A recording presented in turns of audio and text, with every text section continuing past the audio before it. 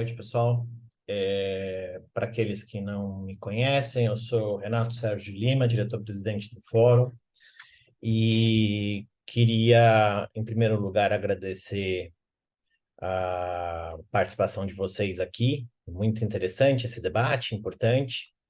Agradecer especialmente os convidados e as convidadas que aqui estão, porque de dedicarem e reservarem um espaço das suas agendas para um debate fundamental no Brasil, que é a discussão de elucidação de homicídios e feminicídios no Brasil, né, que acho que é no país, e também aos coordenadores da Revista Brasileira de Segurança Pública, a professora Paula Ponciano e a professora Ludmila Ribeiro, bem como também o professor Arthur Trindade Maranhão Costa, que é o coordenador do Fonte Segura e vai ser o moderador aqui da atividade, né? Vou passar logo na sequência para ele fazer a apresentação dos integrantes da mesa, e isso para explicar um pouquinho como vai ser a sistemática, mas eu queria ressaltar, em nome do fórum, a importância desse tipo de atividade para a gente, a importância da gente unir dos dois nossos principais canais de disseminação, que é a revista e o Fonte Segura, em torno de uma agenda fundamental para a segurança pública brasileira, que é a qualificação da investigação, a forma como a gente está pensando a atividade policial, de polícia investigativa, né? Investigação que pensando a elucidação, e até porque o tema de redução das mortes violentas intencionais, tal como o Fórum classifica para poder tornar comparável os dados estaduais, é um dos nossos objetivos estratégicos para os próximos 3 anos. A gente renovou nosso planejamento estratégico há poucos meses atrás, e esse é um dos temas que foram eleitos como prioritários para a nossa agenda de trabalho, para o nosso plano de trabalho, né? O Fórum ele tem essa característica de ter, como eu costumo frisar, dois grandes eixos de atuação, um que é na ideia de pensar compilação e gestão de conhecimento, e boa parte disso se dá em torno dos produtos mais conhecidos, como o Anuário Brasileiro de Segurança Pública, o Atlas da Violência, o Monitor da Violência, e várias outras iniciativas, cada um com uma fonte, com uma característica, com uma certa forma de pensar, e todos esses produtos, de certa maneira, indicam que as mortes violentas intencionais, os homicídios e os feminicídios continuam sendo um tema central da agenda da segurança pública brasileira, e num outro eixo de atuação nosso que tem a ver com o que a gente costuma chamar de circulação de conhecimento, disseminação de conhecimento acadêmico, científico, disseminando referências e evidências do que pode ser feito. Então, a gente tem aqui uma casoteca em relação ao enfrentamento da violência contra a mulher, onde eu conheci a Eugênia, por exemplo, né, a partir dessa experiência do Piauí, muito importante. Nós temos os nossos encontros anuais, nós temos a Revista Brasileira de Segurança Pública, nós temos o Fonte Segura, que é criar canais para circular esse conhecimento, colocá-lo à disposição dos mais diferentes públicos e setores que compõem o que a gente pensa como segurança pública, que para o Fórum, segurança é um direito social, segurança é um direito essencial para a promoção da cidadania e para que as pessoas possam efetivamente ter justiça social e poder gozar dos demais direitos. Então, não dá para falar de justiça, de falar de segurança pública só a partir da esfera criminal, é parte integrante e indissociável, mas aqui a gente está falando de cidadania e como que a violência interdita muito dessas discussões, inclusive quando a gente leva em consideração variáveis de gênero, raça e assim por diante. Então, muitíssimo obrigado pela participação. Vou passar para o professor Arthur para ele explicar a sistemática e aí a gente vai conduzindo aqui os debates. Espero que todos e todas gostem e de certa forma, possam também participar, mas eu não quero adiantar nada, não. Deixa para o Arthur ele explicar a sistemática. Boa noite a todas e todos. É uma satisfação enorme retomar as nossas atividades aqui das lives. que nós estamos organizando ao longo desse ano, que é uma parceria entre a Revista Brasileira de Segurança Pública e o Fonte Segura.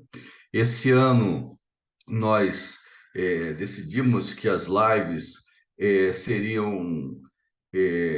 teriam como tema central, como eixo condutor, a questão dos homicídios. Então, é assim que nós estamos fazendo, né? E na live de hoje, o tema é a elucidação dos homicídios e dos feminicídios, tá? Bom, nós temos 3 convidados, né, que vão nos falar sobre diferentes ângulos sobre a investigação dos homicídios e dos feminicídios, e a gente vai seguir a seguinte ordem das falas. O doutor Rafael Rocha, né? Rafael é doutor em Sociologia pela UFMG, ele é pesquisador do CRISP, do Centro de Estudos de Criminologia e Segurança Pública, lá da UFMG, e atualmente ele é coordenador de projetos do Instituto Sou da Paz.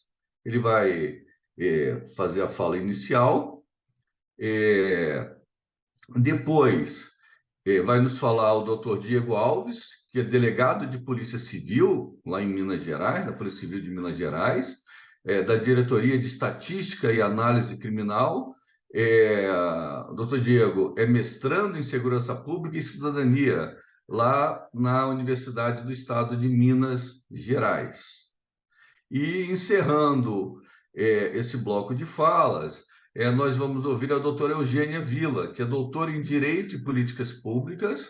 Ela é delegada de Polícia Civil, na Polícia Civil do Piauí, e atualmente ela é diretora de avaliação de riscos na Secretaria de Segurança Pública do Piauí e professora do curso de Direito da Universidade Estadual do Piauí. Bom, eu peço que toda a audiência mantenha seus microfones mutados para não interferir nas palestras. E também peço que quem porventura tiver perguntas, intervenções, por favor, desde já enviem as suas perguntas via chat, né? Que ao final nós estaremos organizando essas perguntas e no final nós passaremos aos palestrantes que responderão, tá? Então, não precisamos esperar ao final de tudo para fazer as perguntas, ok? Então, dando início, doutor Rafael, com a palavra, uma enorme satisfação contar com sua presença aqui. Por favor. Obrigado, Arthur. Boa noite a todos e todas. Queria agradecer à Revista Brasileira de Segurança Pública, sobretudo os professores Arthur Trindade, Ludmila Ribeiro, Paula Concioni e Renato Sérgio de Lima. E cumprimentar também, né, a doutora Eugênia, doutor Diego, que eu já tive a oportunidade de trabalhar e de conversar um pouco no projeto que vai ser um pouco o fio condutor aqui da minha apresentação. Eu vou compartilhar a tela. E aí eu vou perder o contato visual com vocês, então eu espero que dê tudo certo. Ok, acho que é isso. Bom, enfim. O Instituto Sou da Paz, ele tem uma origem, né, no ano de 1999, muito próxima, muito ligada, né, à campanha do desarmamento, e a temática do controle das armas de fogo é uma temática central para o Instituto. Mas a partir de 2015, o Sou da Paz elenca como um dos seus eixos prioritários justamente a elucidação de homicídios e o enfoque na investigação desses crimes. Entendendo que temos vários motivos, né, de por que é importante esclarecer homicídio, mas pensando que para alcançar uma política de segurança pública democrática, participativa, que a gente entende que é o nosso objetivo, o foco na elucidação contribui para essa série de fatores, né, assim, o apoio para que as políticas de segurança pública e justiça criminal tenham uma prioridade, que são os crimes contra a vida, tanto na elucidação como na prevenção, a valorização e investimento no trabalho investigativo das polícias civis, entendendo que o trabalho ostensivo, do policiamento ostensivo é central também, evidentemente, mas que a gente precisa valorizar e investir mais no trabalho das polícias civis na maioria dos estados brasileiros. A produção de conhecimento sobre a dinâmica de homicídio, porque quando um homicídio ele é esclarecido, não só é possível responsabilizar os autores, mas também produzir dados, né, sobre o perfil do autor, a dinâmica, a motivação, enfim, um conjunto de informações robusto que nos permite, então, elaborar e pensar políticas de prevenção aos homicídios que sejam focalizadas e, portanto, mais efetivas. E, finalmente, entendendo que o esclarecimento de homicídios é o passo 1 para que a gente consiga efetivamente promover o direito à justiça e à memória aos familiares e amigos dessas vítimas. Então, quando em 2015 o Instituto resolve entrar nessa temática, nessa seara da elucidação de homicídios, o Instituto faz através de uma estratégia de 2 projetos centrais, né? E eu vou falar um pouco de cada um deles. O primeiro, e eu acho que o mais antigo e também um pouco mais polêmico, é o Indicador Nacional de Esclarecimento de Homicídios, né? Que eu vou falar um pouco mais à frente, mas é a proposta de uma métrica padronizada que vai propor uma mensuração anual do esclarecimento de homicídios nos estados brasileiros. E esse projeto que eu coordeno, que começa ao final de 2019, que são as Diretrizes Nacionais de Esclarecimento de Homicídios, que tem já uma agenda um pouco mais ampla, que é a de identificação de boas práticas na investigação de homicídios, entendendo que esse é um campo que tem muitos desafios, muitos obstáculos, mas também é um campo que tem inovações, que tem boas práticas já sendo desenvolvidas pelas polícias civis brasileiras. Então, é identificar um pouco essas boas práticas e, a partir daí, elaborar e disseminar essas diretrizes a partir do conhecimento da ponta, né, dos investigadores, dos delegados, gestores de DHPP, que estão diariamente no trabalho investigativo. Além disso, a gente tinha como... Isso foi muito importante, porque depois veio a pandemia e os encontros presenciais foram impossibilitados, mas a gente manteve uma agenda de encontros online que possibilitou fomentar trocas de experiências entre os diretores de DHPP e outros profissionais das polícias civis, assim como alguns peritos e promotores. Eu vou falar mais detidamente sobre o projeto de diretrizes, mas antes eu acho que é importante falar um pouquinho do Indicador Nacional de Esclarecimento de Homicídios. E aqui eu vou pedir, Amanda, que você coloque, por favor, o link no chat também para quem quiser conhecer o documento. Então, por que a gente considera importante ter um Indicador Nacional de Esclarecimento de Homicídios? Primeiro, e acho que é básico, né, não só para a política pública, mas para a melhoria de qualquer processo, é que se é possível melhorar, aprimorar alguma coisa se a gente mensura, né? Se a gente consegue entender em que áreas que estão deficientes, em que áreas que a gente tem avançado e o que precisa ser priorizado. Então, se a gente quer discutir investigação e elucidação de homicídios, primeiro a gente tem que mapear onde isso né, onde a gente tem boas experiências de elucidação, bons índices de elucidação e onde isso não tem acontecido. Além disso, um desafio que a gente encontra é a necessidade de desenvolver uma metodologia padronizada que permita comparações. Então, por exemplo, se a gente tem 2 estados, né, ou com populações parecidas ou que são limítrofes, mas que um elucida 60% dos homicídios usando metodologia A e o outro vai apontar que elucida 25% usando a metodologia B, é difícil saber se essa variação se dá por conta das metodologias escolhidas ou se por um investimento na Polícia Civil, por um modo de investigar homicídio, se por uma dinâmica criminal que em algum lugar está mais marcada por conflitos. Então, a gente precisava de uma padronização para conseguir explicar, olha, um está com 60, outro está com 25, né, os estados brasileiros, usando a mesma metodologia. Então, talvez seja a dinâmica criminal, talvez seja a estratégia de investigação, talvez seja a estrutura da investigação de homicídios, mas isso é possível a partir de uma padronização da metodologia. Além disso, a gente considerava importante a contribuição para uma discussão nacional sobre a necessidade de mensurar homicídios, iniciar uma discussão sobre a eficácia da justiça criminal no Brasil e envolver outros atores do sistema de justiça, nomeadamente o Ministério Público e o Judiciário. Esse é um passo onde eu, pessoalmente, acho que a gente não avançou muito ainda, mas, enfim, era uma das nossas propostas. E aqui do lado, eu sempre gosto de trazer essas manchetes, que não são de um passado tão distante assim, porque a gente viu nas últimas 2 décadas e meia, um avanço muito importante da produção de dados sobre homicídios, do perfil, né, a qualificação desses dados, inclusive com o esforço pioneiro do Fórum, né, de outras instituições de pesquisa. Mas o mesmo não aconteceu em relação à elucidação de homicídios. Então, quem já trabalhava com esse tema nos anos 2000, lembra desse número meio fantasmagórico dos 8%, né? O Brasil elucida 8%, e isso foi repetido durante muito tempo, né? Eu trago aqui essas duas manchetes, uma do Jornal da Globo, outra da Gazeta da Bahia, que são de, respectivamente, 2014 e 2015. A gente está falando de menos de uma década atrás, que vão trazer esse dado dos 8%. E aí, quando o Sou da Paz entra nesse campo para pensar ações para melhoria e para o debate da elucidação de homicídios, a gente não sabia nem dizer de onde que esses 8% vieram, né? Então a gente teve que fazer uma arqueologia aí para entender de onde esse dado foi produzido. E mais importante, como havia um vácuo nesse debate, isso foi virando um telefone sem fio que se tornou um dado nacional, principalmente para a mídia, né?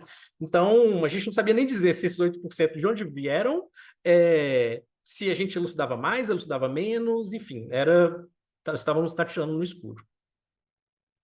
E aí a gente começa em 2017 a publicação desse material que está aí no link no chat, que é o relatório Onde Mora a Impunidade, né? Essa capa, no canto esquerdo, a capa da última edição, da quinta edição de 2022.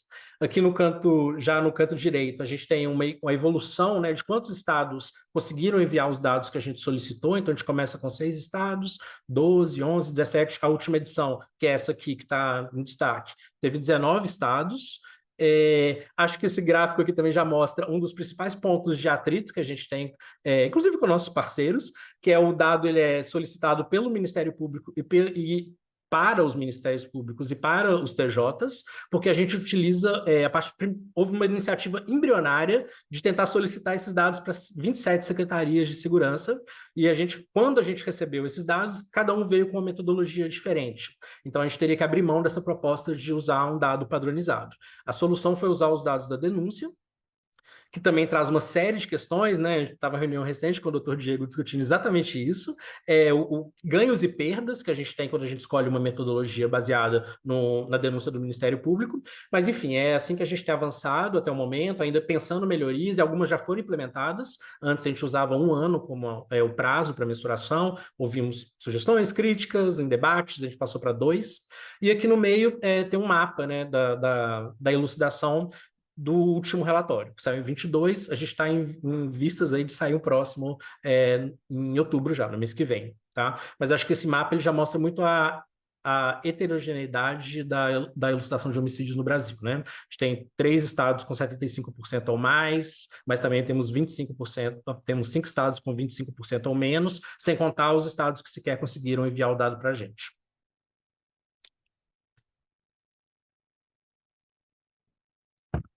E aqui, para além desse relatório que a gente produz anualmente, a gente também começa o projeto de Diretrizes Nacionais de Esclarecimento de Homicídios, como eu comentei, no final de 19, que foi um projeto que nos ajudou muito a entrar nesse campo e nesse debate, porque o tema da investigação de homicídios é um tema extremamente complexo, né? E ainda tem essa complexidade de cada estado ter um pouco um desenho e ter muitas diferenças na investigação de estado para estado, e mesmo dentro do próprio estado, a investigação muitas vezes na capital tem uma estrutura, tem um perfil, e no interior muitas vezes isso vai estar, essa configuração vai estar aquém do que se encontra na capital, a gente também encontrou muito isso.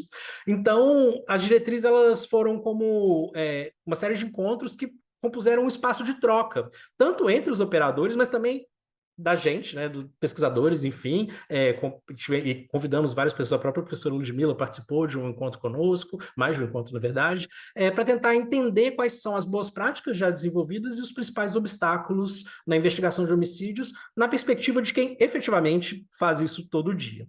Então, a gente teve a participação de cerca de 40 profissionais, a grande maioria gestores de DHPP, mas também alguns investigadores, peritos, promotores, de 12 estados brasileiros, e esses encontros virtuais, infelizmente, eles se pautaram na discussão ao redor das boas práticas e do que era necessário avançar em 6 eixos, partindo desde da chegada do primeiro agente de segurança na cena de um homicídio, até a mensuração se aquele homicídio foi efetivamente elucidado ou não. E aí eu vou pedir a Amanda que você coloque, por favor, o link do documento das diretrizes no chat. E aqui eu trouxe algumas recomendações, alguns aprendizados que a gente teve nesse processo, que a gente escutou que tem funcionado, de inovações ou de novos arranjos. Mas já deixo aqui, né, assim, um aviso que isso está muito sintético, acho que o documento a gente vai ter uma discussão muito mais robusta, enfim, e muito mais recomendações, mas eu trouxe algumas para mostrar um pouco o perfil dessa produção e o que a gente conseguiu elaborar nessa rede, nessa parceria com esses delegados, peritos, promotores e investigadores.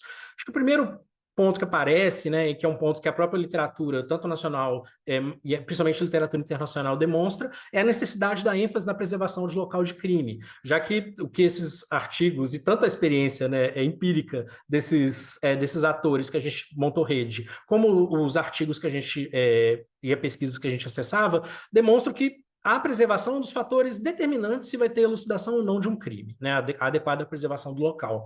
E o que a gente começa a encontrar são algumas, principalmente nas capitais, né? Em algumas capitais, capacitações ou iniciativas de começar a discutir formações continuadas com policiais militares, sobretudo praças dos batalhões em regiões de hotspot, né? Com mais homicídios, na tentativa de criar uma expertise daqueles policiais e manter uma expertise de preservação de local de crime, que mais à frente vai desembocar numa maior elucidação desses homicídios.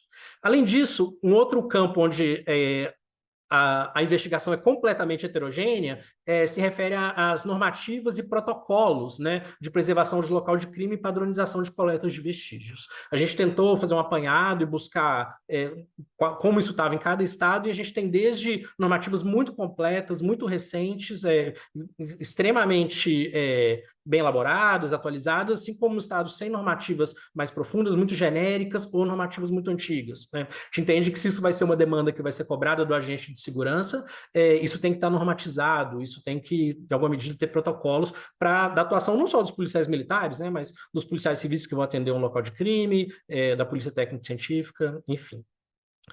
Em relação à investigação do local de crime, quando a equipe da Polícia Civil chega no local de um homicídio, a gente tem escutado boas práticas, sobretudo em Pernambuco, mas também em São Paulo e, em alguma medida, no Rio de Janeiro, da criação de equipes especializadas de locais de crime, né, que tenham toda uma formação voltada para atender esses locais. Além disso, e a gente escreve bem mais sobre isso nas diretrizes, mas acho que é importante ressaltar aqui. Além disso, a gente tem escutado esses esforços de uma integração e uma comunicação da equipe de investigação, também da equipe que fez a preservação de local, né, geralmente da Polícia Militar, e dos peritos, da forma que isso aconteça de maneira simultânea, e tanto os investigadores que estão na investigação de local possam também escutar já dos peritos e desenhar linhas preliminares, aí, ou pelo menos temporárias ainda, de possibilidades investigativas, mas também orientar em alguma medida já de informações que foram coletadas, por exemplo, por policiais militares, o primeiro processo de atuação dos peritos criminais. Um outro ponto que aparece no local de crime para nós, como uma boa prática que vários estados adotam, mas não todos ainda, a adoção de relatórios digitais padronizados de local de crime. Aqui, na verdade, a gente tem duas coisas, né? Primeiro, que eu acho que é a mais importante, são os relatórios padronizados. Cheguei a visitar DHPPs onde um cartório, né, era muito elogiado, porque os investigadores produziam relatórios locais de crime de 15, 20 páginas, e o cartório literalmente vizinho eram normais, que os investigadores produziam relatórios locais de crime de 3, 4 páginas. É claro que os locais de crime são diferentes e têm complexidades diferentes, mas pelo menos no mínimo de uma padronização dos campos, isso é algo que a Senasp, inclusive, já fornece um modelo há muito tempo, deveria ser aplicado, não é? E outra coisa é a digitalização, que a gente também tem visto cada vez mais, que é a utilização de relatórios de locais de crime que não só são padronizados, mas que permitem inserção de vídeos, de fotos, dados de GPS, que permitam o máximo possível inserir a equipe que vai fazer a investigação de segmento, né, que vai assumir aquele caso depois da investigação de local de crime, que estejam ali, dentro do que é possível, imersos naquele local. Desculpa te interromper, deu 15 minutos, tá bom? Perfeito. Tem mais 5, né? Tá. Isso. Além disso, na investigação de segmento já, né, fora do local de crime, a gente tem escutado iniciativas muito positivas sobre a criação de núcleos de inteligência dentro dos próprios DHPPs, com profissionais focados nas análises das dinâmicas criminais locais. Tem um núcleo de excelência em Porto Alegre, também em Vitória, e agora a gente tem começado a acompanhar uma experiência num estado que a gente tem um acordo de cooperação técnica, que é a Paraíba, da criação de um núcleo de inteligência em João Pessoa, no DHPP de João Pessoa, que são esses núcleos, como eles vão produzindo um repositório de informações sobre os integrantes de grupos criminais, das suas rivalidades externas e mesmo internas, enfim, vão produzindo um apanhado que vai sendo acessado pelas equipes de investigação de homicídios e que permite que as investigações desse tipo de crime, que são extremamente complexas, possam se inserir numa cadeia, numa compreensão maior da atuação desses grupos criminais. Que, enfim, na questão de exames e metodologias da perícia criminal, eu acho que eu vou saltar essa parte da perícia, até para dar tempo de concluir, né, certinho, mas a gente tem uma série de recomendações sobre o trabalho da perícia. E aqui, falando da articulação com o Ministério Público, finalmente, né, acho que também é um ponto de a gente perceber uma extrema heterogeneidade, inclusive entre cidades, né? Você tem uma cidade da região metropolitana onde funciona super bem, na capital é uma relação conflituosa entre a equipe de investigação e promotores. E o que a gente tem visto é que quando isso funciona, né, geralmente funciona movido por uma certa até informalidade de grupos de WhatsApp, mas também por encontros frequentes, que o que a gente ressalta é a importância dessa troca de informações se dá desde o começo da investigação e não só no momento da solicitação de uma prorrogação de prazo, alguma coisa nesse sentido, né? É importante que haja já uma troca desde o início da investigação. Também uma boa prática que a gente identificou em algumas capitais, várias, mas não em todas, a criação de núcleos do MP, né, especializados em homicídio, que utilizam uma divisão territorial que, em alguma medida, seja similar à das equipes de investigação de homicídios. Então, os delegados que investigam determinada região, a norte a leste, vão conversar sempre com o mesmo promotor, de forma a aproximar esses atores, né, e que eles tenham um convívio cada vez mais próximo, facilitando esses laços. Na verdade, o que a gente está vendo aqui, acho que é para quem são as velhas e boas recomendaçõem de uma maior articulação do sistema, dos atores do sistema de justiça, e isso é o que tem aparecido ainda, porque é o que a gente não tem ainda em várias cidades brasileiras, na maioria das cidades brasileiras, eu diria. Finalmente, acho que o que a gente traz como uma boa prática também que foi mencionada por alguns dos participantes foi a realização de encontros regulares entre as polícias militares, polícias civis, o Ministério Público e demais atores, às vezes o judiciário, às vezes a prefeitura, para discutir ações focalizadas, integradas em localidades com altos índices de homicídio, né? Então você coloca ali todas aquelas instituições em um contato direto, periodicamente, a cada 15 dias, a cada um mês, para pensar ações sobre uma determinada dinâmica, uma guerra de facção, alguma coisa assim, ou sobre um determinado território, né? Então todo mundo vai estar pensando ali os crimes contra a vida naquela região, vão estar em volta de uma mesa, dando celeridade a esses processos. E aí, acho que esse é o meu último slide para terminar. Acho que a gente, desde o começo, tem batido nessa tecla que a investigação e elucidação de homicídios tem que ser uma prioridade dos governos estaduais e do governo federal, ainda mais agora, né, que a gente com essa mudança do governo federal. Então, que as boas práticas, as inovações, elas têm um limite, elas têm um teto, elas dependem de uma estrutura, dependem de um investimento mínimo ou de uma prioridade política do executivo, né? Não adianta ter a equipe mais devotada à implementação de boas práticas, elucidação de homicídios, se não tem concurso há 15 anos, se você não tem viatura, né, se não tem a polícia técnico-científica com o mínimo de estrutura. Então, nesse sentido, a gente fizemos uma agenda de medidas prioritárias da segurança pública que foi enviada para todos os candidatos ao governo estadual dos 27 estados no ano passado, e eu acho importante trazer algumas dessas medidas, e eu sei que eu tenho meu último minuto aqui, Amanda, mas acho que eu vou só terminar esse slide, para dizer um pouco o que o governo estadual e o que o governo federal pode auxiliar nessa priorização, né?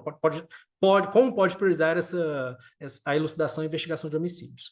O primeiro delas, acho que é a produção e o acompanhamento de indicadores de elucidação estaduais, né, com metas por delegacias e por regiões que vão ser acompanhadas pela Secretaria de Segurança, de Defesa Social e um colegiado de gestores. Aqui eu destaco o programa Paraíba Unida pela Paz, que é a política de segurança pública da Paraíba, que já existe há uma década, que, até onde eu sei, é a única política de segurança pública do Brasil que inclui indicadores de elucidação, que é esse ELIP, e ELIP+, que é a elucidação de CVLI e a prisão do autor, como uma das suas cestas de indicadores de uma política pública de segurança.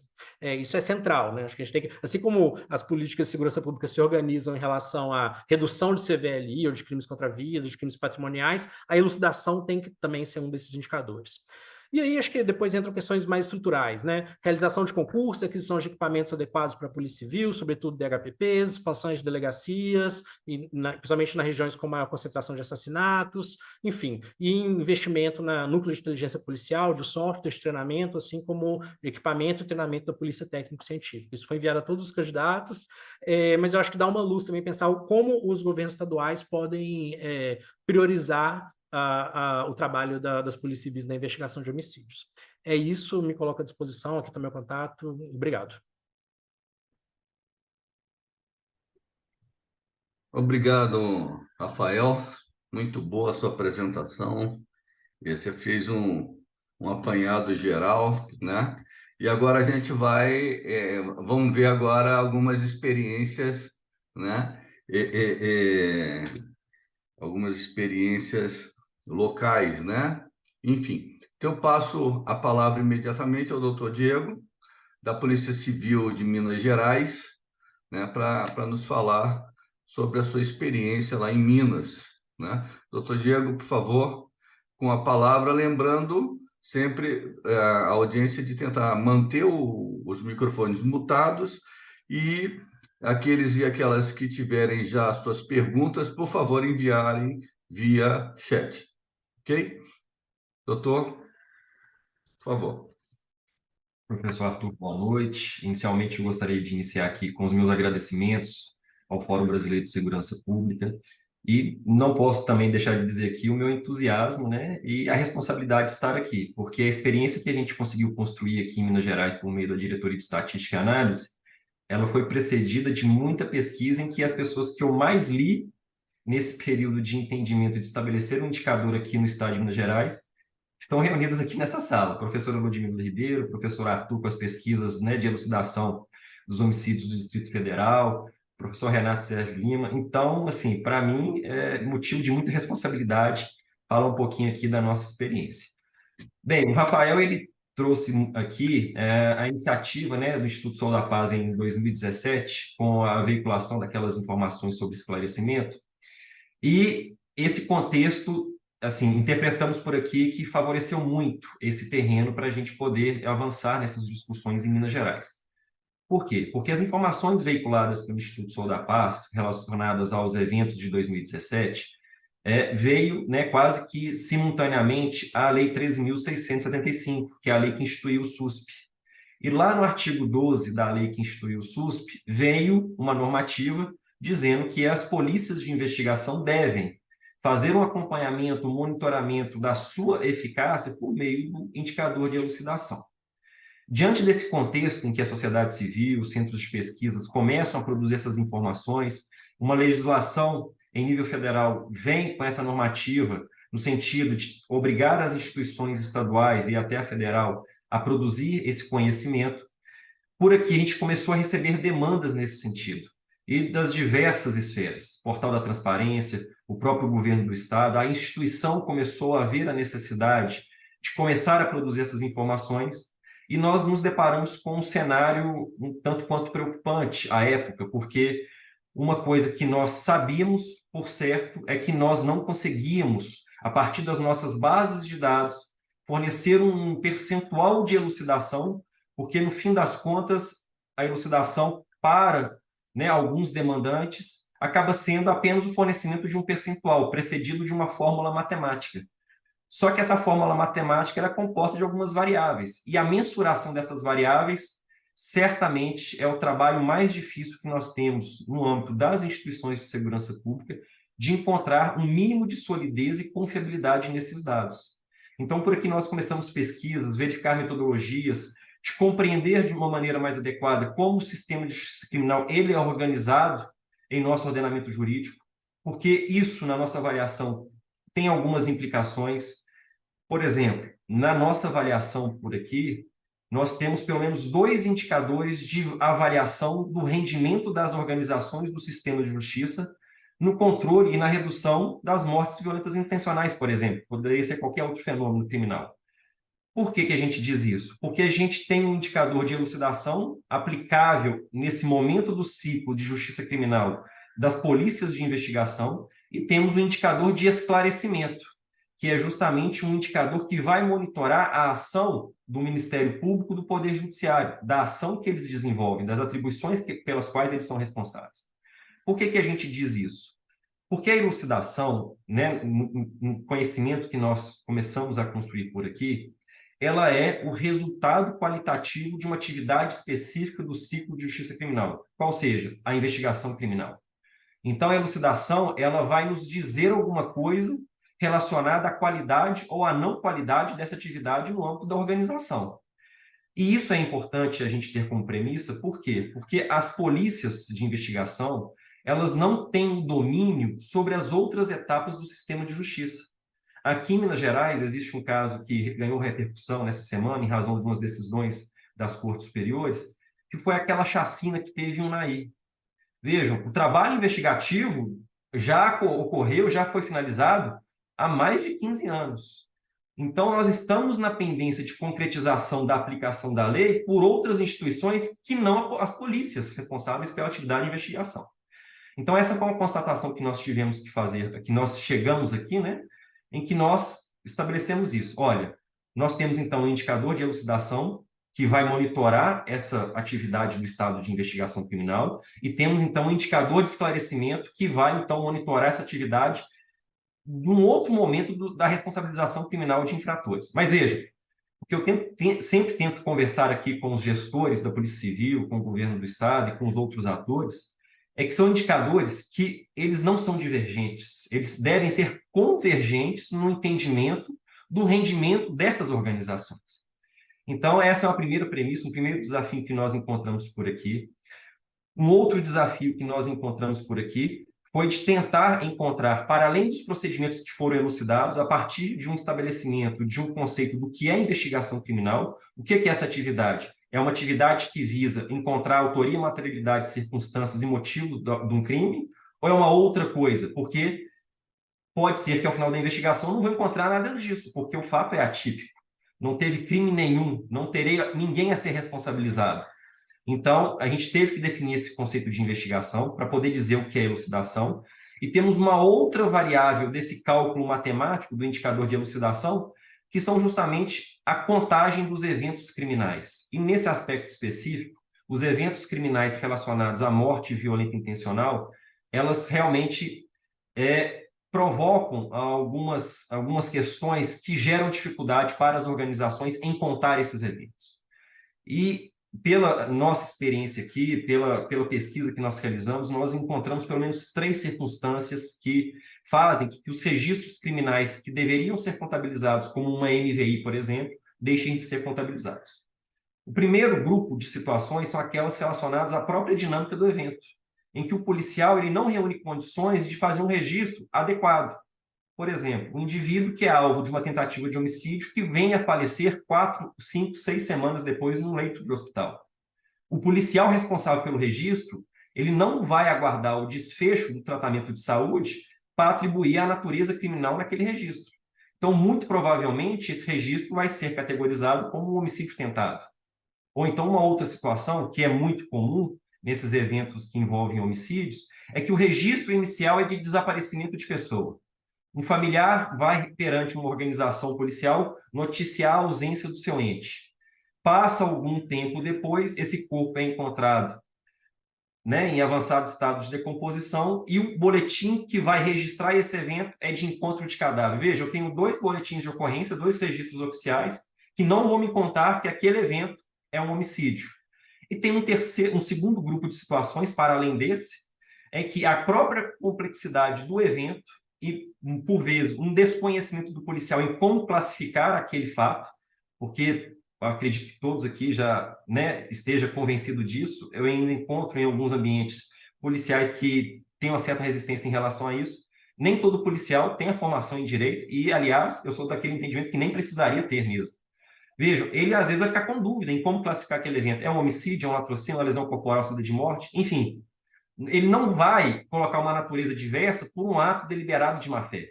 Mas isso acontece. E isso faz com que o registro fuja da contagem oficial. Para o nosso caso aqui, para poder fazer essa mensuração da elucidação, uma perspectiva de acompanhamento daquele evento dentro do sistema de justiça. E temos um terceiro grupo de situações, que é essa nós também já constatamos situações, né, em que o policial, de maneira intencional, quer fraudar o registro por alguma razão. E aqui eu não vou entrar nessas questões. Mas o fato é que esses 3 conjuntos de situações fazem que eu perca esse homicídio ou esse outro evento que, né, que vai provocar uma morte violenta intencional. E se eu não consigo contar esses eventos, esta variável da minha fórmula vai repercutir no meu percentual final de elucidação. Então, nesse processo de construção de um indicador de elucidação pelas polícias de investigação, este deve ser um objeto constante de preocupação, em como contar os eventos. Então, nós tivemos que estabelecer uma metodologia que contornasse essas limitações, em que nós conseguíssemos, né, acompanhar as investigações e resgatar esses eventos e poder, assim, classificá-los de uma maneira mais adequada. Mas vejam, o desafio é muito grande em relação a isso. Porque aqui em Minas Gerais, por exemplo, nós temos algo que gira em torno de 2.700 a 3.000 eventos, mortes violentas intencionais ao longo de um ano. E o nosso grupo de servidores, para ter que acompanhar todos os procedimentos que são instaurados para ver se classifica ou não, tem um trabalho muito grande em relação a isso. Nós, em relação a esse grupo de crimes, nós conseguimos classificá-los. Agora, por exemplo, essa metodologia de acompanhamento do evento morte violenta intencional, nós não conseguimos replicar, por exemplo, para crimes patrimoniais, como furto, roubo, estelionato. Então, esse é um desafio constante em qualquer instituição que se proponha a fazer esse cálculo da elucidação.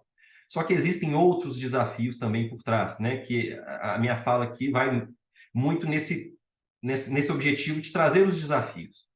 Um outro desafio é compreender o sistema utilizado pelas organizações de investigação e como que aquela informação ela é registrada, catalogada nesse sistema informatizado. A partir desse conjunto de conceitos que você vai construir sobre o que é elucidação, o que é investigação, porque a depender de como as informações são registradas, o seu sistema vai ter que perpassar necessariamente por uma manutenção evolutiva, porque, do contrário, você vai perder informação nesse processo de contagem dos procedimentos, dos eventos. Temos um outro desafio relacionado à mudança do sistema informatizado, que a gente vive cotidianamente aqui em Minas Gerais, que é uma capacitação, uma sensibilização e uma transmissão de informações para o nosso usuário do sistema, e quando eu falo usuário aqui, são todas as carreiras policiais. É o delegado, principalmente, é o investigador de polícia, é o escrivão, é o médico legista, é o perito criminal, que ele entenda que o sistema informatizado, muito mais que uma ferramenta para otimizar o trabalho dele, o sistema informatizado hoje é uma grande fonte e um grande repositório de dados e informações. Então, se ele não tiver um cuidado, um zelo na hora de lançar a informação, isso, por certo, vai dificultar a capacidade de análise desses dados e vai repercutir muito na qualidade da informação para a geração desse indicador de elucidação. E, caminhando aqui já para o final da minha exposição, nós temos 2 grandes desafios relacionados ao indicador de elucidação nas polícias criminais, nas polícias de investigação. Primeiro, é entender que as fórmulas matemáticas adotadas para o cálculo de elucidação nos resume a apenas uma equação. São várias as possibilidades. Eu posso ter no meu denominador da fórmula matemática a quantidade de registros criminais, a quantidade de vítimas, a quantidade de procedimentos instaurados, a quantidade de procedimentos concluídos. Mas vejam, uma fórmula matemática não exclui a outra. Elas traduzem informações que vão se complementar no entendimento do funcionamento daquela organização policial. E o grande trabalho das instituições policiais é entender que essas informações não se excluem, elas se complementam, e ela, como organização de produção das informações, tem que ter um dever de transparência em veicular essas informações para a sociedade, para as academias, para os demandantes que chegam via portal da transparência, para as assembleias legislativas, para o governo do Estado. Enfim, as polícias elas não podem ficar presas a uma única fórmula de cálculo do indicador de elucidação. Pelo menos foi isso que nós, né, adotamos como premissa aqui em Minas Gerais. Então, as informações que nós procuramos veicular são das mais variáveis possíveis para que o destinatário daquela informação possa aplicá-las da maneira que vai ajudar a entender o seu problema de pesquisa. Eu não posso fazer isso por antecipação. Então, esse é um desafio que nós enfrentamos aqui Felizmente, conseguimos convencer os nossos gestores da importância de seguir esse caminho, e agora nós estamos em um processo de convencimento das nossas organizações de um último desafio que eu vou trazer aqui, que é de uma efetiva aproximação das organizações policiais dos centros de pesquisa, por meios de termos de cooperação, acordos de parceria, para fornecimento dessas informações não apenas quantitativas, para que os pesquisadores, para que os cientistas sociais possam efetivamente conhecer todo o processo investigativo e, a partir daí, fazer pesquisas que nós estamos dentro das instituições por limitações próprias, seja por nossa formação, que não nos permite estabelecer pesquisas sofisticadas sobre o indicador de elucidação e como as investigações criminais caminham, e principalmente pelos vieses que nós carregamos pela nossa própria trajetória profissional, que vão limitar sensivelmente qualquer produção de conhecimento. Então, se eu posso, de alguma maneira, transmitir uma mensagem aqui para quem nos acompanha, é de sempre dar uma atenção para essas questões, para esses desafios, e chamo muito a atenção para esse último, de uma aproximação efetiva, de transmissibilidade das informações, de troca de informações entre a organização policial e os centros de pesquisa. Como nós estamos fazendo aqui hoje, é um grande exemplo de como se dá essa aproximação, só que não pode ficar apenas nesses diálogos, né, nesses encontros. Tem que haver a formalização, sim, desses acordos para que as produções acadêmicas, as produções científicas possam se valer desses dados produzidos por meio dessas metodologias que eu, né, rapidamente tentei trazer aqui, para que nós possamos também evoluir na produção dessas informações, da mesma maneira a academia encontrar qual que é o tempo máximo assim, que traz uma perspectiva, um prognóstico bom de elucidação, porque a gente precisa encontrar esse tempo, porque isso pode pautar políticas públicas. Olha, se eu não concentrar os meus esforços institucionais em elucidar um homicídio em até aqui 14, 15, já estou adiantando aqui que em Minas Gerais nós estamos caminhando para 21 meses, por exemplo. Mas veja, a academia precisa nos ajudar a entender esses dados. Olha, existem outras variáveis que podem ser associadas nas chances de não elucidação, perfil sociodemográfico, o tipo de procedimento instaurado, a qualidade da perícia técnica, a existência ou não de testemunhas durante o curso da investigação. Veja, essas são questões que nós necessitamos dessa aproximação. Bem, pelo meu controle aqui de tempo, acredito que eu não tenho estourado, né? Se 15 eventualmente... minutos certinho. Então, pessoal, se eventualmente tiver ficado alguma dúvida, né, permaneço por aqui. E, novamente, muito obrigado pelo convite. Espero, de alguma maneira, ter contribuído aqui para a discussão. Um abraço, pessoal.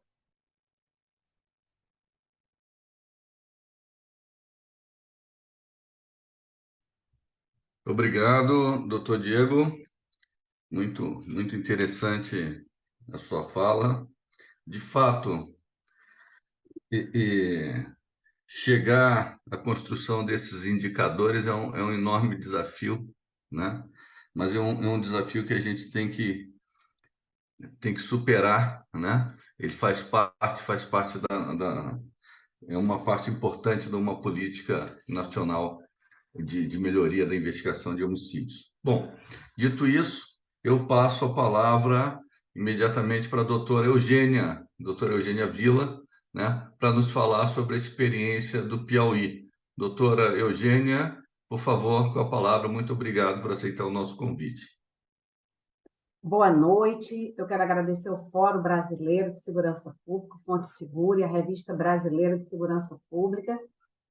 Agora difícil, o maior desafio é falar depois do Rafael e do Diego. Então, vamos lá. Então, excelentes falas, então vamos tentar falar aqui sobre o feminicídio numa perspectiva, acho que vocês já estão vendo, não é? Pronto. Então, aqui, nós vamos trazer aqui desafios. Assim como o professor Diego, nós ouvimos atentamente o que falou o Rafael e o que falou o professor Diego. Alô? Bem, e tudo que eu ouvi, não é? Parece que já está tudo muito bem sedimentado em relação ao local de crime, já está muito bem estimado. Agora, no feminicídio, nós temos um problema. O primeiro problema é nomear. é nomear o feminicídio. Ora, se o feminicídio, nós só temos 8 anos de existência, então nós temos que passar por esse primeiro desafio. Se o problema que o professor Diego nos diz que é difícil, né? Às vezes nós temos dificuldade em registrar no BO, em registrar a dinâmica do fato, imagine o feminicídio, que requer um conhecimento alargado sobre 2 significantes abertos, menosprezo e discriminação. Então, imagine bem essa perspectiva de gênero entrando como um código operacional totalmente inovador na dinâmica investigatória da polícia. Então, se o homicídio ele já é secular, ele já é de 1940, o feminicídio é muito novinho, é recém-nascido na nossa polícia e na nossa justiça. Então, são 2 desafios que eu quero aqui apresentar, que seria nomear o feminicídio e identificar e apresentar evidências com perspectiva de gênero. E aí, então, está aqui a dinâmica, aqui a nomeação ela é jurídica, nós não podemos sair da nomeação jurídica, afinal de contas, nessa perspectiva que atuamos, a polícia atua. Então, o feminicídio, ele é uma qualificadora do homicídio. Logo, se a polícia decide que vai designar como, se designa a qualificadora como caput 121 e a qualificadora ela fica oculta no BO, então nós, para responder a ter uma estatística imediata, nós vamos ter que adentrar o sistema. Então, se a polícia não for sensibilizada para escrever feminicídio, nós vamos ter mais uma qualificadora, nós vamos ter homicídio qualificado, e não vamos ter um indicador imediato de feminicídio, ou seja, uma estatística imediata de feminicídio. Oi, Então, professora, é que não está alô? passando os slides. Oi, não estão passando Não, os slides. Eu parei nesse slide mesmo. No inicial, Não. está no número 1. Vixe, Maria. Pois então, Eugênia, acho que talvez seja melhor você parar de compartilhar e tentar de novo. tá Ver se certo. compartilha o PowerPoint inteiro em vez da tela. Pronto? Pois então, eu vou tentar compartilhar novamente.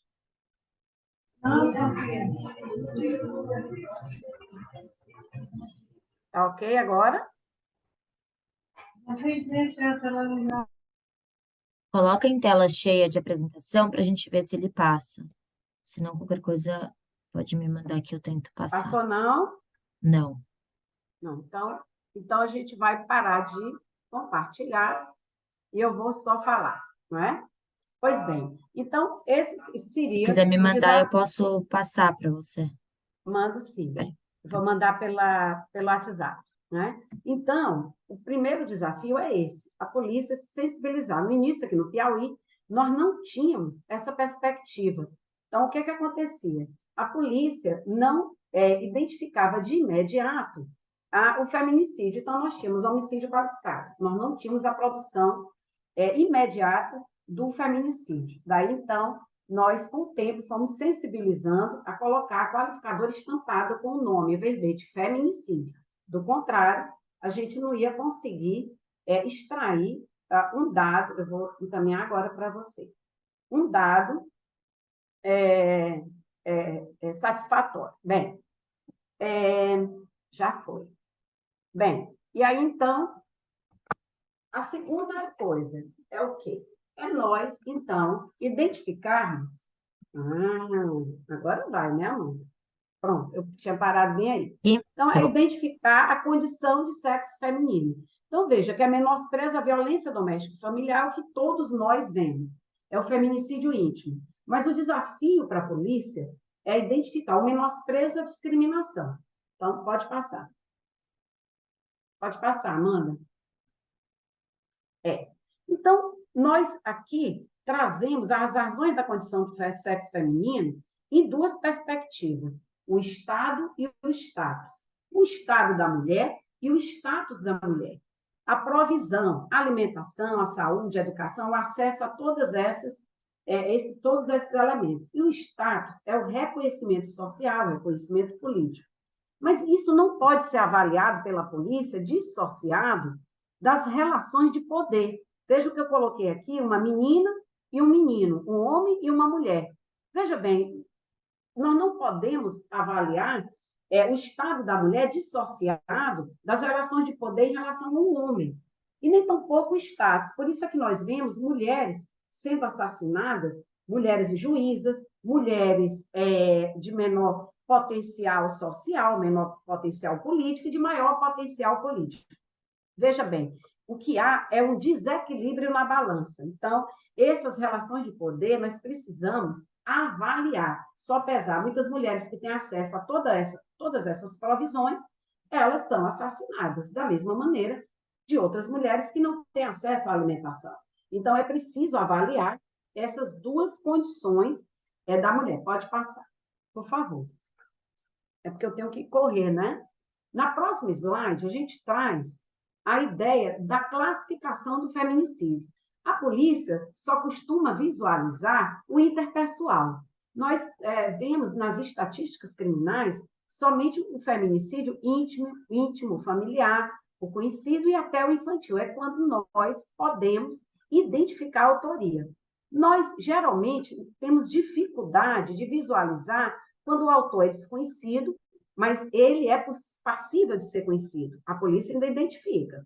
E ocupações estigmatizadas, as strippers, né? E ocupações de autoridade.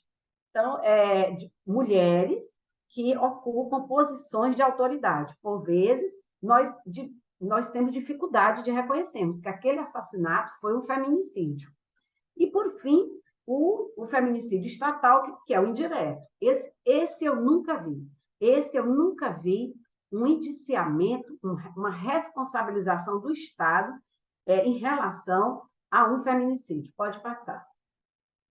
Ainda não vi no Brasil. E aqui eu trago alguns conceitos, né, bem rápidos. O íntimo, o familiar, conhecidos, estigmatizados, sistêmico. Isso aqui a polícia vê todo, porque nós identificamos o parceiro. Então, mas é preciso a polícia caracterizar que feminicídio foi esse. Pode passar. O insere, que são praticados por o mesmo sujeito, não é? Em relação a várias mulheres, em um longo período, que seria o serial.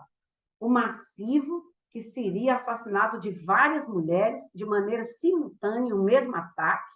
Nós tivemos aqui um femigenocídio, e aí nós ouvimos aí uma fala em relação a organizações criminosas, e isso tem muita regularidade, isso vem sendo estudado na Acre, eu vi no Fórum Brasileiro de Segurança Pública, me interessei muito pela fala do Ministério Público. O infantil ocorreu aqui no Piauí, por tráfico, em decorrência das relações de tráfico de mulheres, o transfóbico e o lesbofóbico, pode passar. Está aí os indiretos. O institucional, que é a nossa negligência. A negligência ocorre quando nós negligenciamos a investigação, o processamento e o julgamento de feminicídio, ou quando nós negamos informação ou proteção a mulheres e, por conta disso, essas mulheres são assassinadas, seriam indiretos. E o cultural é a morte de mulheres em consequência de abortos realizados em condições inseguras e clandestinas, interrupções voluntárias de gravidez, HIV e violência obstétrica. Pode passar. Então, qual é o nosso desafio da polícia? É evidenciar. Evidenciar é reinstalar novo terreno sobre o solo mais antigo. Não vamos aqui, como um delegado me indagou no Fórum Brasileiro, no último encontro. Quer dizer, delegada, que nós vamos alterar toda a metodologia investigatória? Nós não vamos alterar nada. Toda a técnica investigatória vai se manter. O modo de preservar o local de crime, a maneira como eu entro no local de crime, o modo de produzir evidência vai entrar no espaço cognitivo, vai entrar um novo código operacional, a perspectiva de gênero, pode passar. O modo de ler o local de crime. Como fazer, então, essa investigação? Dar sentido a elementos que materializem essas relações de poder que são imateriais. Elas são invisíveis. Eu chego no local de crime e eu não vou ver. Eles não são visíveis, mas eu vou materializar isso com o meu conhecimento, Eu vou materializar, eu vou visualizar isso no local de crime, eu vou trazer elementos para vocês agora. Cadáveres, e oitivas, instrumentos, tudo que a gente já tem costume de investigar. E como disse o professor Daniel, delegado, a investigação ela tem metodologia. Quando ele diz nós precisamos conceituar a investigação tem metodologia. É uma metodologia científica.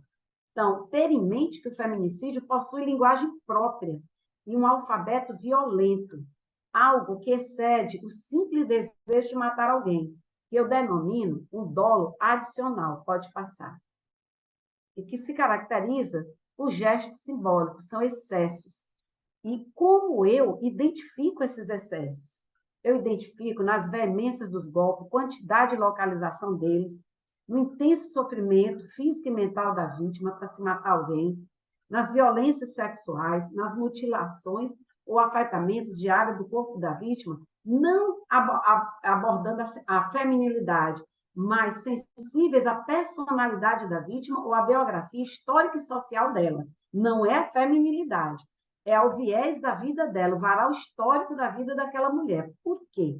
Porque você vai ver que houve, naquele momento, a gente chama de ato ilocucionário.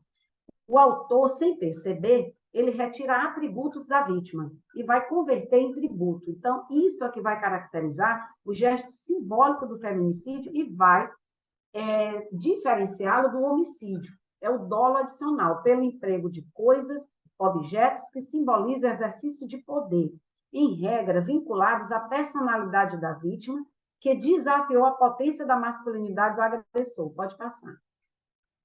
E aí que eu vou trazer, então, alguns exemplos aqui no Piauí, para a gente entender como a gente pode aplicar na prática.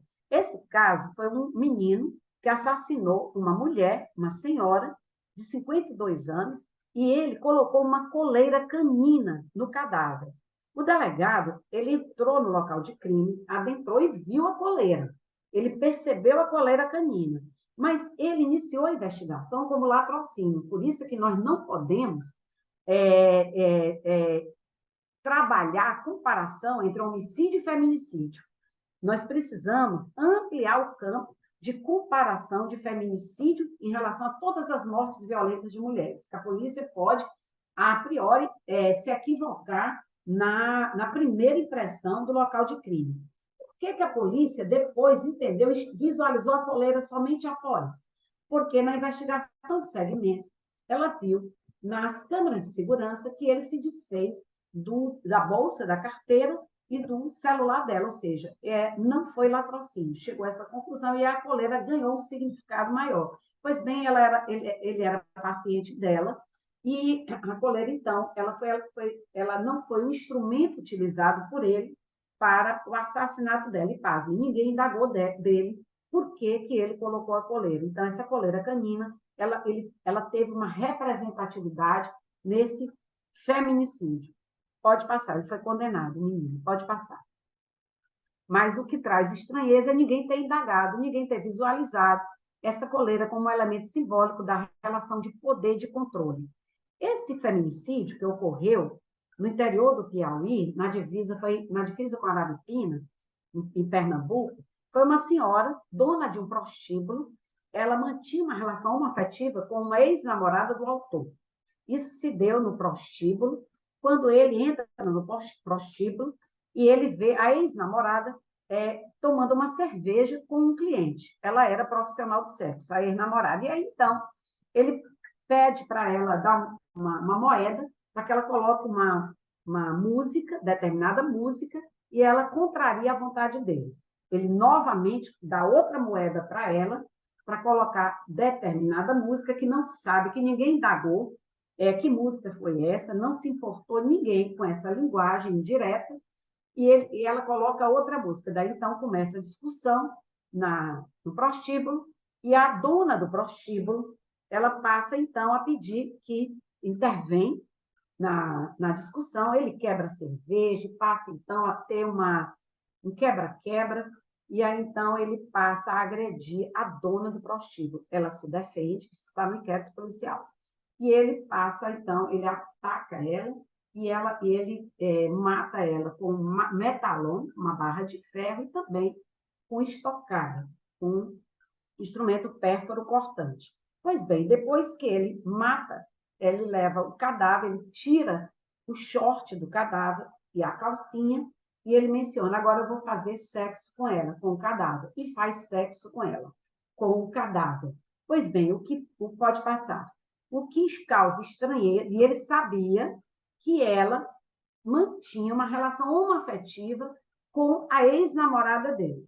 Então, esse feminicídio ele pode ser classificado como lesbofóbico.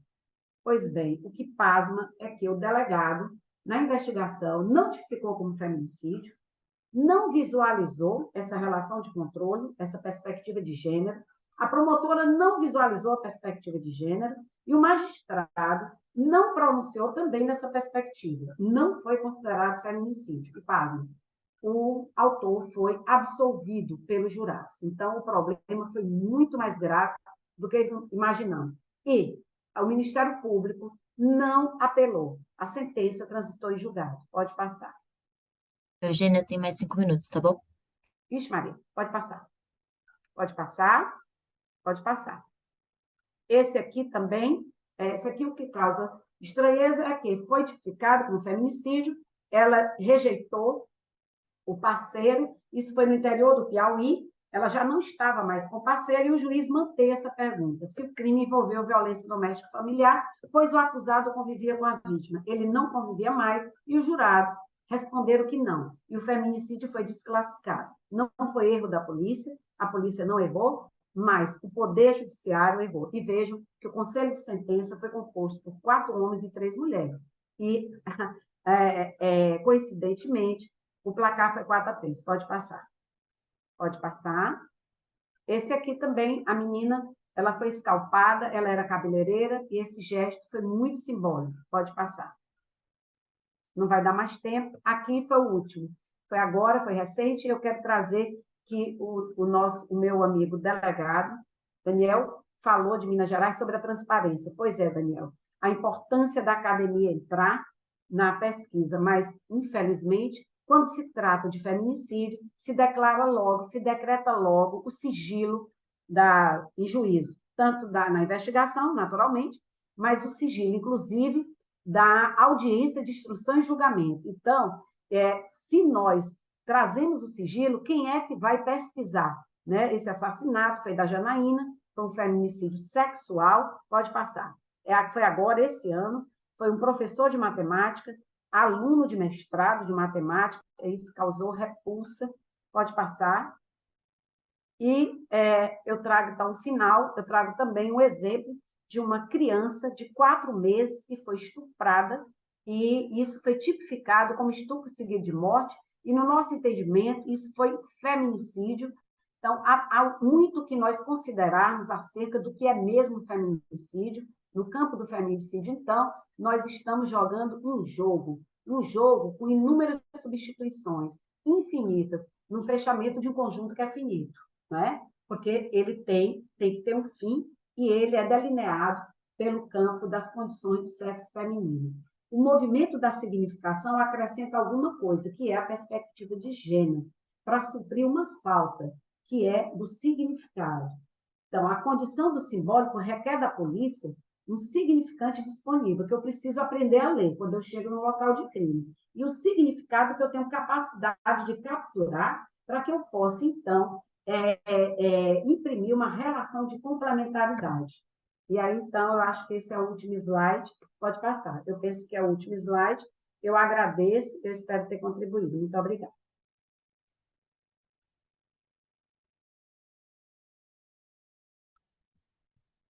Obrigado, doutora Eugênia.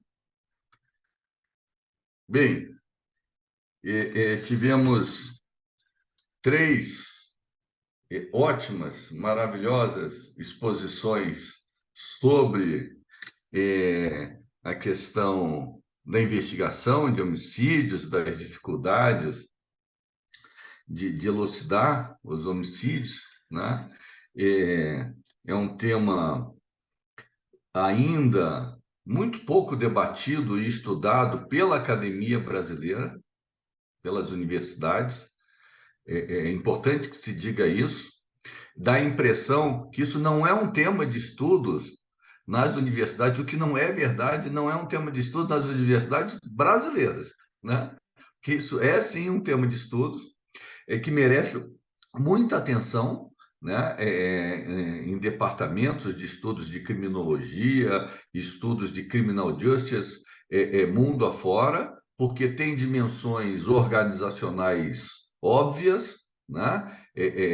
A maneira como os departamentos de polícia se organizam para fazer a investigação tem sim um peso importante no sucesso ou no fracasso das investigações, o preparo dos profissionais, suas técnicas de investigação, tudo isso impacta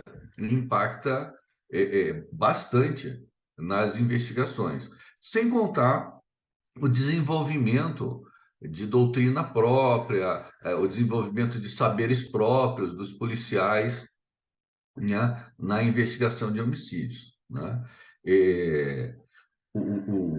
Por outro lado, se é verdade que estudamos pouco, também é verdade que o desempenho da investigação de homicídios no Brasil não é bom, né? Eu acho que já foi muito pior do que no passado, né? Aquela lendária taxa de 8% que o Rafael falou, era um mito, né? Um mito, né? Mas não era bom, de fato não era bom, né? Não tínhamos um número, mas não era bom. E continua não sendo bom, né? Recentemente saiu agora um relatório da DEPOL falando desses números, mas a despeito do relatório trazer números bastante cor-de-rosa, né? Bastante bonitos, mas aqueles números, eu dei uma olhada, eles não param de pé, né? Enfim, tem que olhar com muito cuidado. Mas, olhando o copo meio vazio, né, então a gente poderia ser pessimista. Mas como eu ando numa fase mais otimista com essas coisas, né, olhando o copo meio cheio, é importante notar também que a realidade nacional era heterogênea. Ao mesmo tempo que em algumas unidades da federação o desempenho da investigação de homicídios segue sendo muito ruim, e por motivos que os nossos expositores aqui apresentaram, em outras unidades da federação, o desempenho da investigação de homicídios é razoavelmente bom e, em algumas delas, muito bom. Isso é importante que se diga, por dois motivos. Um, para elogiar essas unidades, porque, afinal de contas, o bom desempenho tem que ser elogiado, né? Tem que ser elogiado. Mas por um segundo motivo, para todo mundo olhar para esses lugares e o que eles estão fazendo, né? O que a turma de lá está fazendo? E aí, esse projeto também do Instituto Sou da Paz, que o Rafael comenta, também é muito importante, né? De olhar para as boas práticas, de ver o que de novo estão fazendo, que tipo de novidade está sendo feita, que pode ser adaptada. E aí, mais uma vez, o papel da sociedade civil, o papel do Fórum Brasileiro de Segurança Pública, enfim, desses fóruns, né? Dessas redes de pesquisadores e policiais, para trocar essas experiências. É para isso. Não é à toa que nós, na live de hoje, Paula e Ludmila, né? Nós hoje batemos o recorde, Amanda, né? Batemos o recorde, né? De audiência, né? Que é exatamente aqui. Então, vamos trocar experiências, né? Eu, né, estudo esse tema, acompanho com muito interesse, muita atenção. Eu aprendi bastante ouvindo os nossos três expositores, né? Muito obrigado. Então, vamos agora, né, às perguntas, né? Amanda, se organizou para a gente aqui? Você quer... Tem a Vamos pergunta fazer apenas da Beatriz Coutinho. Beatriz Coutinho. Deixa Eu eu... leio aqui? É a Você última. lê? Leio. Bom, ela falou que ela é doutoranda de Santiago Dantas, e ela está estudando sobre feminicídios na cidade de São Paulo e na cidade do México. Ela entende que são realidades distintas, mas queria perguntar para a doutora Eugênia se a Polícia Civil do Piauí tem pensado em novos POPs ou instruções para auxiliar a Polícia Civil Militar a compreenderem melhor os feminicídios e auxiliar nas resoluções. E daí ela fez uma segunda pergunta, perguntando o que tem sido feito para evitar os feminicídios. Daí eu não sei, Beatriz, se é só para a Eugênia ou se todo mundo pode... Enfim. Amanda, eu tenho duas perguntas, então. Eu ia guardar para o final, então deixa eu... Eu tenho duas perguntas. Eu tenho uma para o Rafael e outra para o Diego, tá? Então, temos uma para a doutora Eugênia, tem uma para o Rafael e uma para o Diego. Rafael, tem uma experiência que aconteceu aqui no Distrito Federal, mas eu sei que ela também já aconteceu no passado em Alagoas, em outros lugares também, mas em Alagoas e no Distrito Federal, essas eu lembro com exatidão, que eu, inclusive, presenciei, que foram as criações de câmaras técnicas de homicídios. Você chegou a mencionar isso ali, quando você está falando nas boas práticas? E essas câmaras técnicas, elas parecem ser uma iniciativa importante. Eu queria saber de você se vocês chegaram a olhar iniciativas desse tipo, porque a Câmara Técnica é uma boa desculpa para a gente falar sobre a articulação / desarticulação Polícia Civil, Ministério Público. Eu acho, né, Rafael, que a gente pode ficar discutindo aqui horas a fio sobre como não deveria ser assim, né? Como promotores e delegados deveriam cooperar, enfim, etc. Como o mundo deveria ser diferente. Ponto. Mas vamos deixar isso de lado, né?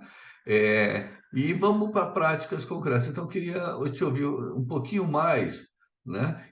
Um pouquinho, você não fez isso, né? Mas eu queria deixar um pouquinho para trás as críticas da desarticulação, que isso sabemos, né? E para frente, né? Então, eu dei o exemplo das câmaras, que eu queria ouvir um pouco mais nessa direção. E uma pergunta para o Diego. Diego, essa questão dos índices, né, é uma coisa que me dá uma angústia danada. Eu estou por trás, como vou dizer assim, eu participei dos primeiros estudos, dos primeiros debates, lá do Instituto Sou da Paz, da pesquisa Onde Mora a Impunidade, né? E ali a gente estava tentando fazer esse índice, essa taxa de elucidação, né? Bom, como você bem disse, não tem taxa boa ou taxa ruim, né? Ela tem que ser útil, né? Uma taxa tem que ser útil, ela tem que servir para medir, né? E ela tem que medir algo, né, que faça sentido para um gestor de segurança pública, né?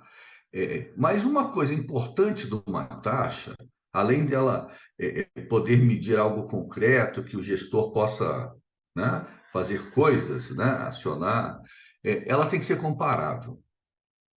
E aí está um grande gargalo, e faz todo sentido, por exemplo, entender por que a DEPOL lança um relatório agora, tal, né? E eu entendo perfeitamente, vocês dois são delegados de Polícia Civil, tal, né?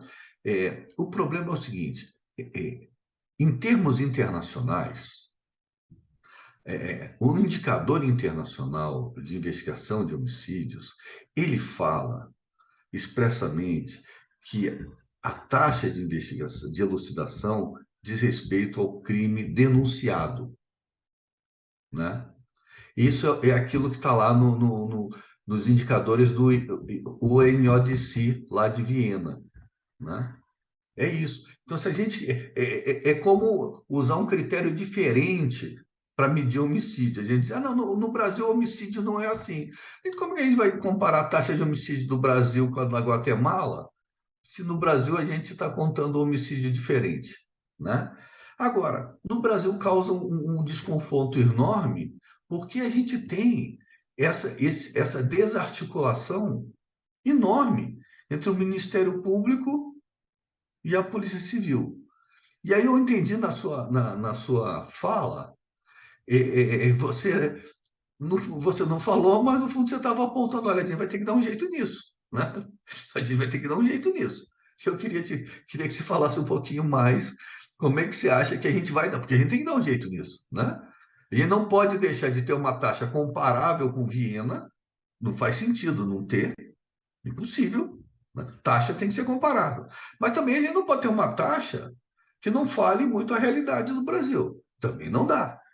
Como é que vão fazer? Enfim, é isso, né? Devolvo a palavra aos nossos três expositores. Talvez pudéssemos começar a fazer agora o inverso, né? Começar com a doutora Eugênia, Diego e finalmente fechar com o Rafael. Obrigada, professor Arthur. Então, respondendo a Beatriz, nós temos sim, nós desenvolvemos, Beatriz, ainda em 2015, uma metodologia investigatória do feminicídio, e ela foi aperfeiçoada, vem sendo aperfeiçoada na medida em que nós encontramos problemas, desafios. Você viu que eu mostrei alguns desafios, não é?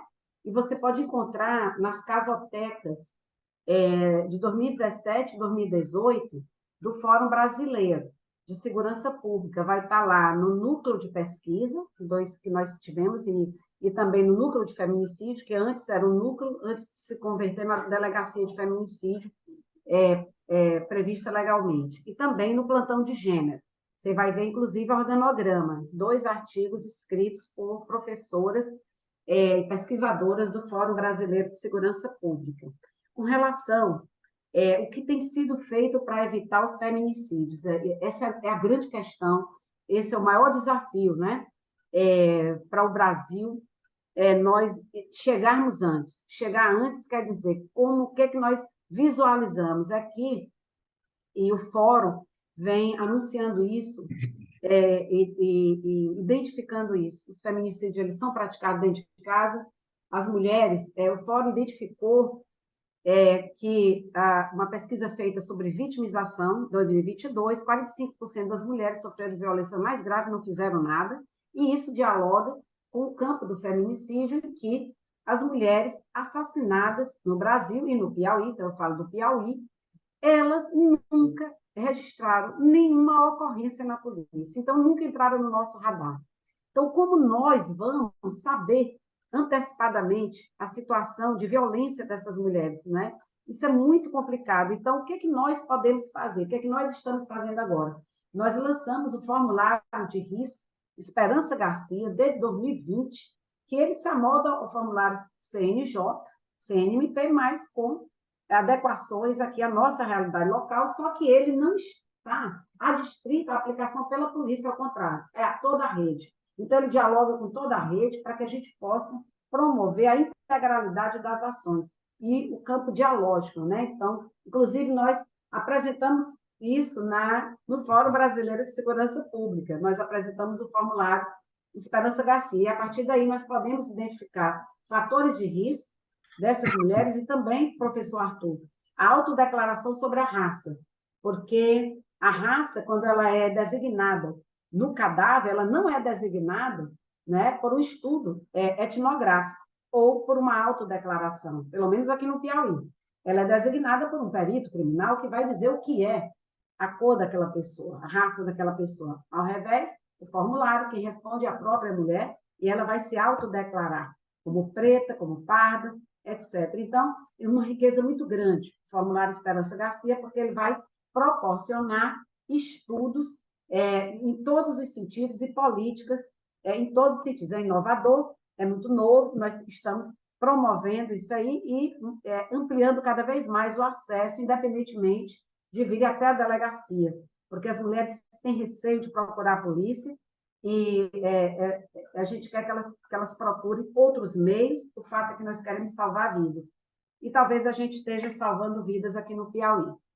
A gente implementou aplicativo Salve Maria, chamamento no momento da urgência, ninguém precisa se identificar, quando a polícia chega, a violência cessa, e é isso que nós queremos, salvar vidas. Então, foram inúmeras tratativas, e se você quiser, nós podemos dialogar no privado, eu posso dialogar diretamente com você, não tem problema nenhum. Muito obrigada.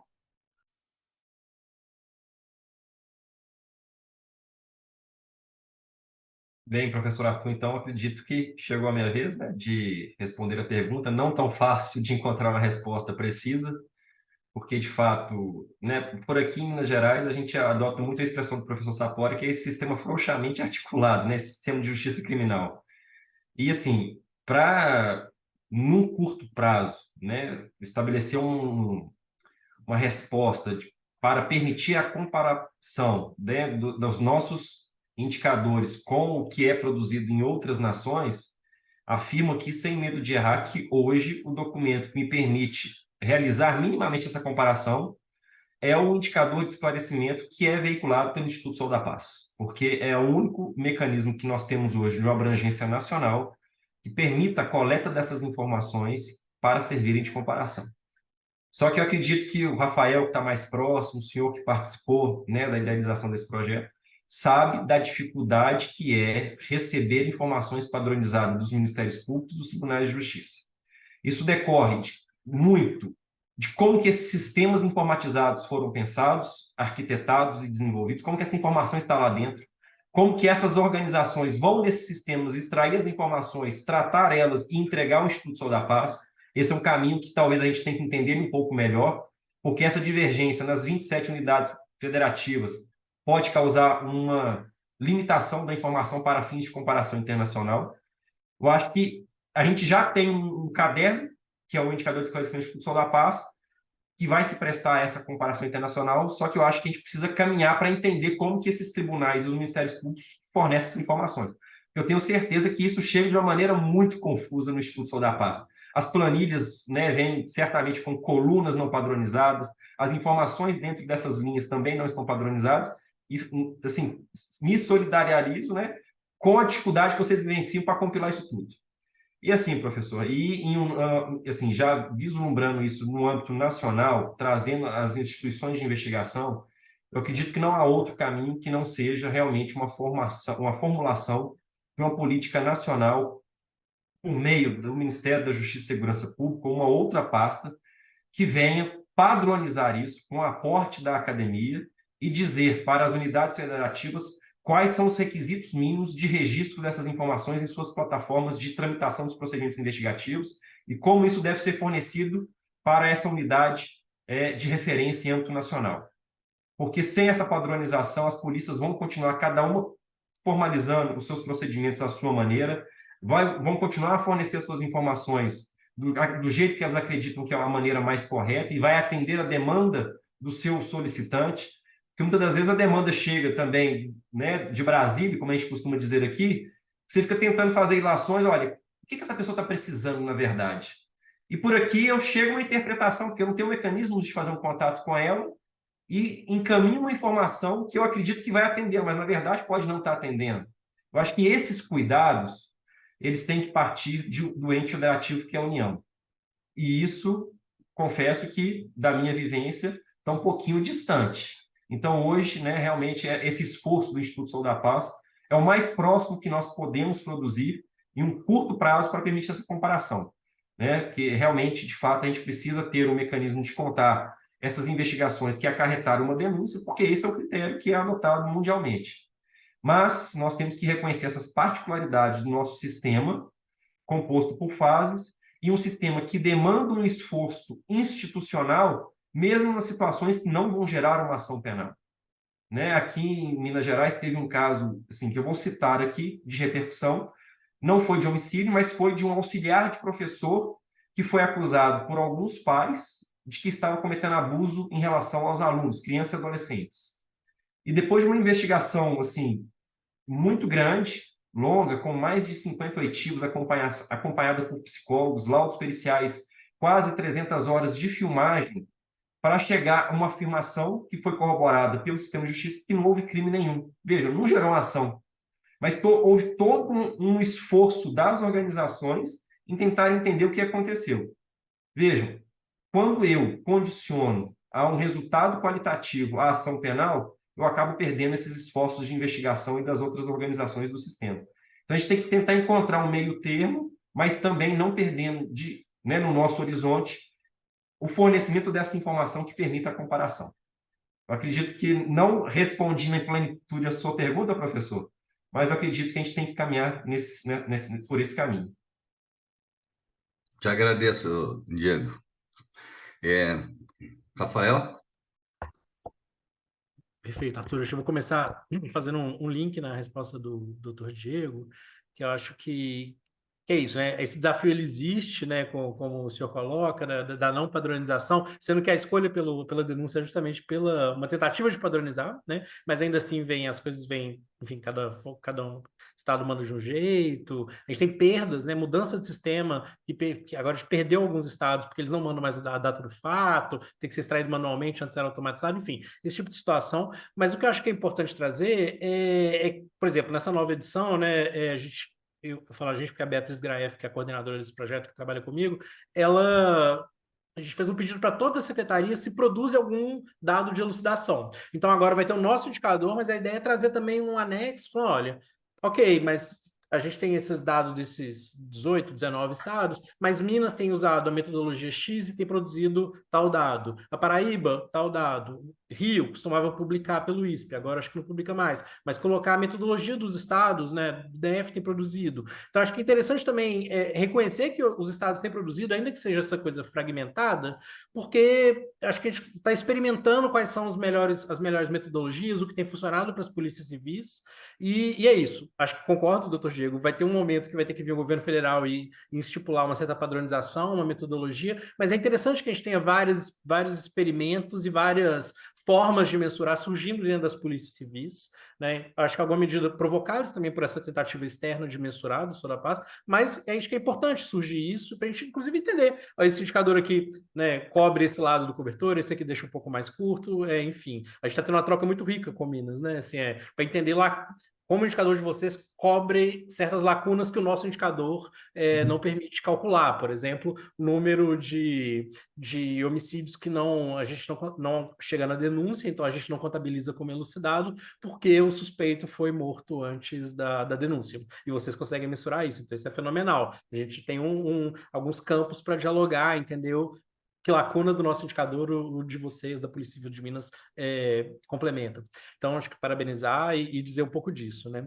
E aí, Arthur, acho que você faz uma pergunta difícil, né? Que é essa de melhorias possíveis, de onde eu acho que eu estou numa fase do copo meio vazio, diferente de você, depois dos últimos meses. Mas, enfim, a gente não entrou muito na questão das câmeras técnicas, acho que a tentativa foi muito de no início desse trabalho com essa rede, viam muito demandas estruturais. A gente precisa de mais concursos, mas ok, mas a gente estava tentando procurar boas práticas que pudessem ser implementadas dentro da Polícia Civil, muitas vezes dentro do próprio DHPP. Então, a gente tentou buscar essas inovações quase que cotidianas, né? E nesse ponto, eu acho que esse tipo de esforço que é super válido, a gente, inclusive, tentou propor uma elaboração de uma Câmara Técnica em São Paulo com o Ministério Público, com a Polícia Civil, enfim, começou isso antes da pandemia, depois esse esforço não foi para frente, mas eu acho que a tentativa era muito mais de localizar essas boas práticas que podem ser implementadas ali dentro do escopo do DH. Então, nesse caso, elas não entram aqui, mas pensando nessa questão da articulação e do que tem funcionado, do que tem sido caminhos que parecem ser promissores, né? Eu acho que tudo passa pela priorização do executivo. Eu acho que não tem como. O que a gente tem visto, né? Porque acho que antes, quando eu entrei no Sul da Paz, já tinha esse indicador nosso, eu olhava para os estados que tinham 85%, 70% de elucidação. Hoje eu olho para os que estavam com 20%, 30%, 40%, então melhorando 10%, 15% todo ano, né? Então, me chama muita atenção, Pernambuco, Paraíba, estados que começaram a série histórica com 20%, já estão com 55%. Então, eles estão fazendo alguma coisa concreta, isso tem melhorado, e tem tido mudanças ali que são importantes a gente observar. E todas elas passam por um executivo que está olhando para essa questão, que está investindo na Polícia Civil, no caso da Paraíba, está cobrando indicadores já de elucidação da Polícia Civil, e isso coloca toda uma estrutura em movimento e empodera esses atores, inclusive para chamar a polícia militar para fazer capacitação de preservação de local. Então, acho que sem o executivo, eu não tenho visto boas práticas, assim, pelo contrário. Quando o executivo sai um pouco de cena, as coisas têm tendido a erodir na elucidação de homicídios, onde eu pude acompanhar. Não sei se eu te respondo, mas, enfim, acho que é um pouco do que a gente conseguiu identificar nessas conversas com esses atores desses estados. Respondeu sim, Rafael. Respondeu, claro que respondeu. Bom, é, a boa notícia, né, é essa, Rafael, que você falou por último, que alguns estados, alguns não são todos, isso, a má notícia é que são poucos ainda, mas a boa é que alguns, a gente vê que eles vêm melhorando ano após ano, incrementando a sua taxa de elucidação em 10, 15%, né? E é isso mesmo. Por acaso, ontem, eu estava exatamente participando no Conselho Nacional do Ministério Público, tratando de taxa de elucidação de homicídios e tal. E eu estava lembrando aos conselheiros, né, que, sim, há países cuja taxa de elucidação é um sonho, né? É a Alemanha, Berlim, né? A polícia em Berlim elucida 95% dos homicídios. Mas o pessoal esquece de dizer que em Berlim acontecem 5 homicídios por ano, né? Então, não é difícil, né? Eu só estou dizendo isso para lembrar uma coisa que a gente esquece. O volume importa. O volume importa. Então, na medida que o número de homicídios vem caindo e que alguns estados têm conseguido redução no número de homicídios, a taxa vai melhorando. E o inverso também. Na medida que a elucidação dos homicídios vai melhorando, isso impacta, né, no número de homicídios. Então, a gente vai gerando aí um ciclo virtuoso, né? Enfim, né? Mas isso seria talvez um debate para outras lives, né? Essa aqui eu acho que a gente pode encerrar, acho que foi muito boa. Eu agradeço imensamente, né, a participação da doutora Eugênia, do Diego, do Rafael, e agradeço o apoio técnico e todo o trabalho de preparação, sempre muito bacana, muito esmerada da Amanda, né, que é quem faz tudo acontecer mesmo. E agradeço a parceria da Ludmila e da Paula Poncioni, né? Grande parceria, as lives estão funcionando, né, Lud? Estão funcionando, né, Paula? E em breve vamos ter outras aí. Esse ano o tema é homicídio, né? Então vamos ter outras. Exatamente. E é isso que eu quero falar. Muito. Bom, então agradecer as excelentes exposições, foi um prazer ouvir doutora Eugênia, doutor Diego, doutor Rafael, nosso colega aqui. Acho que tem muitas questões ainda que permanecem nesse debate, que exatamente por isso foi muito legal vocês terem trazido essa questão. E especialmente pegando as falas finais, em que vocês colocam essa responsabilidade do executivo, a gente, para a próxima live, que será no dia 10 de novembro, não, eu falei errado. Eu anotei para não falar errado, mas eu vou... 9 de novembro. 9 de É novembro? É novembro, 9 de novembro.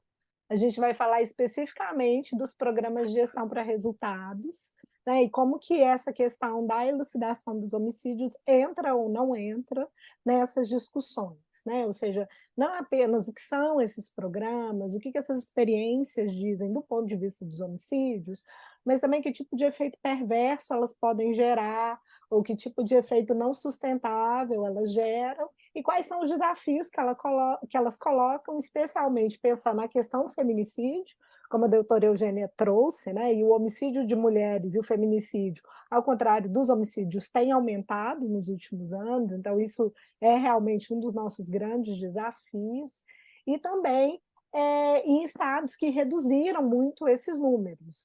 E agora o problema maior já não é mais o homicídio, mas passa a ser o roubo. Então, a nossa chefe maior, Amanda, já disse aqui que vai divulgar as inscrições, mas a gente já convida todos vocês para a nossa última live do ano, que também se centrará na temática dos homicídios, terminando aí com a questão de gestão para resultados.